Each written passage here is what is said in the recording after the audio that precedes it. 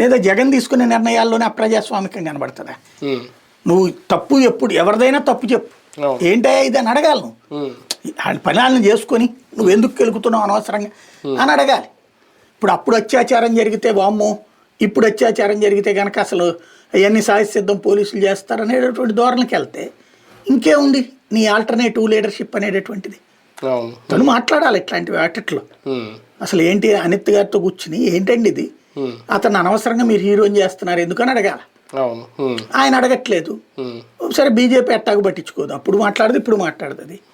కాబట్టి వీళ్ళు ఏం చేసేది అదే కరెక్ట్ అనుకుంటున్నారు. ఇన్ని రిస్ట్రిక్షన్స్ నేపథ్యంలో తాజాగా గవర్నర్ని కలగడం జగన్మోహన్ రెడ్డి గారు కలయికలో రెండో కోణం ఏదైనా ఉందా?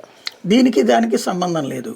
నేను అనుకోవడం ఏంటంటే మోడీతో డైరెక్ట్ అపాయింట్మెంట్స్ దొరుకుతూ ఉండకపోవచ్చు. ఇప్పుడు మోడీని గతంలో కలిసినట్టుగా ఇప్పుడు అపాయింట్మెంట్ దొరుకుతూ ఉండకపోవచ్చు.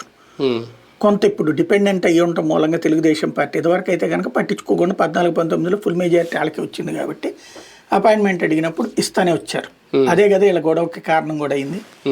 అయితే ఈ ట్రిప్ వచ్చేటప్పటికి అట్లా కాకుండా కొంత కంట్రోల్ చేస్తుంటారు వీళ్ళు. ఇప్పుడు మరి మోడీకి తన మెసేజ్ వెళ్ళాలి,